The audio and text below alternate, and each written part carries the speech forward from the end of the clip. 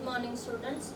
In the last class, we have just discussed about general properties of D block elements. That is tensile strength, hardness, then metallic luster, electrical and thermal properties, then hardness. So with these properties, I have just started melting point and boiling point. Then I have discussed about enthalpy of atomization, how it varies in the period and in the group. Now let us see about, in this class, let us discuss about atomic radii. So what is the meaning of atomic radii? Atomic radii is the distance between nucleus and outermost electron in the orbit. So okay, so here atomic radii, how the variation of atomic radii is there. So along the period, this is a period, so along the period atomic radii goes on decreasing. Okay, so here as D block elements are lying between S block elements and P block elements, so that atomic radius of D block elements is less than D block S block elements and is greater than P block elements. Okay, so the variation of atomic radii is not regular in a series. There is some peaks or variations in the atomic radii that I will explain now. And so for the atomic radii variation, I will explain it by graph. This is atomic number, okay, and this is atomic radii, and it is in the picometer range. So now scandium, titanium, vanadium, chromium, then Fe, Mn, Fe, Co, Ni, Cu, and zinc. Okay, so I have just drawn a trend for the variation of atomic radii. So this is for 3D, this is for 4D, and this is for 5D. Okay, how the variation is in the graph. So see here, at the beginning of the graph, or in the beginning of the elements, that is as the atomic number increases, with the beginning there will be decrease in the atomic radii. In the middle of the series it becomes constant, and after the middle of the series again increases. Okay, so the trend for atomic radii will be decreases at the beginning, then constant in the middle, then increases at the end of the series. So there is some reason for this type of the trend which is observed for the atomic radii. What will be the trend? Just I will explain here. So as the atomic number increases, we are adding a new d electron in the orbital. Okay, every time we are adding a new d electron in the orbital, so that nuclear charge is going to increase by unity. Okay, so as the atomic number increases, so that there will be every time one d electron is added into the orbital, so that nuclear charge is increasing. So because of the addition of 1 or 2 electrons, shielding effect is not so much or not effective, so that effective nuclear charge increases, and hence there will be decrease in the atomic radii. This is in the starting or in the beginning of the series. Okay, so with the increase of atomic number, in the middle, we are adding every time a d electron, so that the shielding of the d electron also increases with the addition of d electron. There will be balancing and nuclear charge goes on increasing. Okay, so here in the starting, shielding effect was not that effective, but in the middle of the series there will be increase in the shielding effect because of the addition of d electrons, and also nuclear charge increases. So as the shielding effect increases, effective nuclear charge decreases. Okay, So here this shielding and nuclear charge will balance each other. Increasing shielding effect and increasing nuclear charge will balance each other, so that in the middle of the series, as the atomic number increases, the atomic radii remains constant. Okay. Now at the end of the series, so there are only 5d orbitals and 10d electrons. After 5 orbitals, we have to pair the electrons, so that because of pairing of the electron at the end of the series, because of pairing of the electrons, there is repulsion between electrons take place, repulsion between the electrons take place, and shielding effect will be just decreased by that. This effect, that is repulsion between the electrons, is overcoming the shielding effect, thereby there will be expansion of the orbitals take place, so that atomic radius is going to increase at the end of the series. So in the 3D and 4D, similar type of the observation is observed. Okay, if you go down a group, there will be that is from 3D to 4D, 4D to 5D, there will be same trend with the increase in the, or the values will be higher. Okay, higher, but the same trend is observed for 4D and 5D. Here another important factor is to be discussed. So the atomic radii of 4D and 5D is almost similar. Okay, because of in the 5D orbitals there is intervention of 4f orbitals, that is 14 small 4f orbitals are added between lanthanum and hafnium, so that decrease in the atomic radius is very small. Okay, and after hafnium we are having the decrease is gradually same because as that of 4D. So here with the, or before filling of 5D orbitals, there is filling of the 4f orbitals take place, that is 14 elements, 14 small elements are filled by 4f orbitals, so that because of intervention of 4f orbitals before the 5D orbitals, we are having the atomic radii of 5D is almost equal to 4D. This type of explanation is called as lanthanide contraction. Okay, and the consequence of this lanthanide contraction is that atomic radii of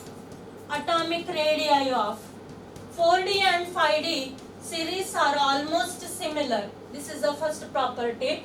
And second property, purification of lanthanides is difficult in the pure state. Okay, so here say for example zirconium is having atomic radii with a value 160 picometer, it belongs to 4D, and hafnium is the element from 5D, so that hafnium is having the atomic radii value 159 picometer.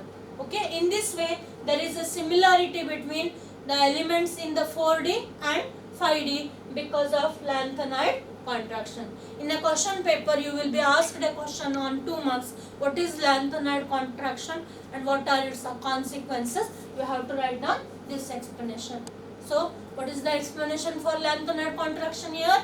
So lanthanide contraction is nothing but there is before filling of 5D orbitals, there is filling of 4f orbitals, that is 14 small elements take place, so that atomic radii of 5D series is similar to that of 4D, and this type of the decrease in the atomic radii because of lanthanide contraction is the reason for lanthanide contraction. Okay, now next property I am going to deal with is ionization enthalpy.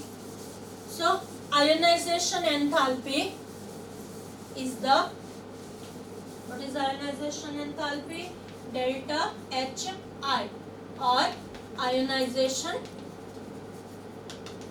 enthalpy. Ionization enthalpy is the energy required to remove outermost electron from the neutral gaseous isolated atom. Okay, along the period, what is the trend in the ionization enthalpy? So along the period, the ionization enthalpy goes on increasing, so that as the D blocks are lying between S block elements and P block element, this ionization enthalpy of D block elements is greater than S block elements. Ionization enthalpy of D blocks is greater than S block elements and less than P block elements. So here the ionization enthalpy goes on increasing as along the period, so that the ionization enthalpy of D block element is more than or greater than S block elements and it is less than P block elements. In the ionization enthalpy, we are having first ionization, second ionization and third ionization also in the 3D, 4D and 5D. So generally ionization enthalpy of D block elements is higher than that of the S block and less than that of the P block, so that these D block elements are less electropositive elements than the S block elements. So here 3D is having, or in general we say that ionization enthalpy of D block elements is higher.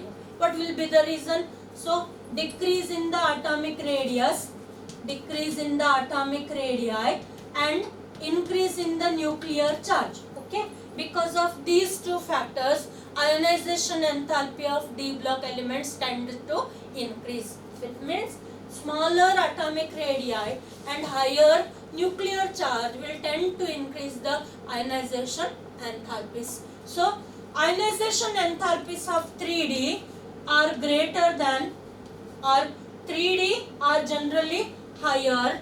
Okay, so 4D elements have got still higher ionization enthalpy than 3D, and 5D elements have got again still higher or very much higher ionization enthalpy than 3D and 4D. Here reason for the very high values of ionization enthalpies of 5D elements are because of there are electrons, D electrons are very tightly or very closely packed, so that because of closed packing, it is difficult to remove an electron from the orbital, so that the ionization enthalpies of 3D are higher, 4D are still higher, 5D are very much higher than 3D and 4D. Now coming for the first ionization, second and third ionization enthalpies. Okay, so for explaining the ionization enthalpies of 3D, 4D and 5D, we have a graph. So just I will give you the graph, how this graph will be and what will be explanation for the graph I will tell you.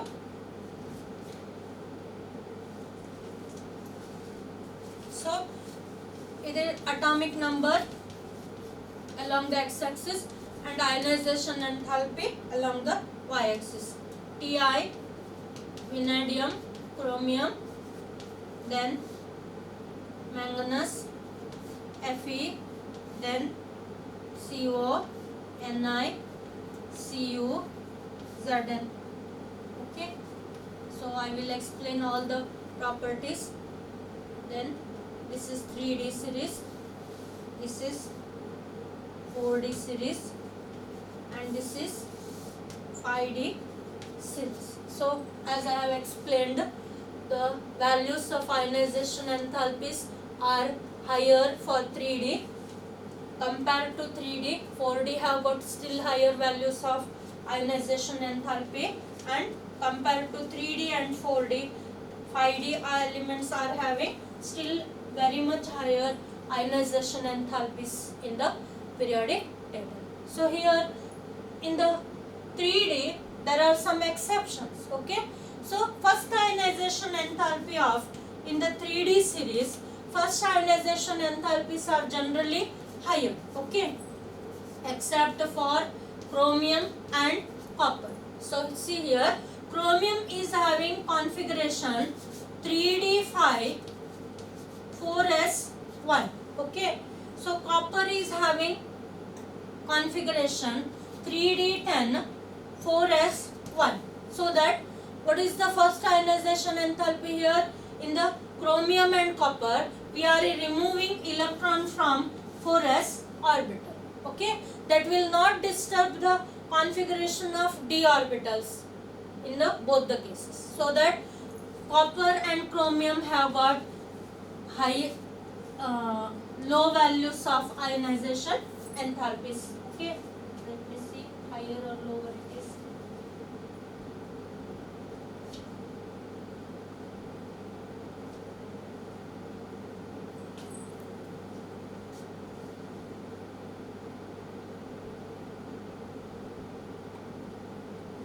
It is lower, okay, because there is not interruption of d orbitals. So here in the case of chromium it will have half filled orbitals, and in the copper it will have fully filled d orbitals. So that because of formation of half filled and fully filled orbitals, we are having, or the values of first ionization enthalpy of chromium and copper are low compared to the other elements in the series. Similarly, zinc is having configuration. So first ionization enthalpy of zinc is higher because, so here zinc is having configuration 3d10 4s2. Okay, so now what is the case here?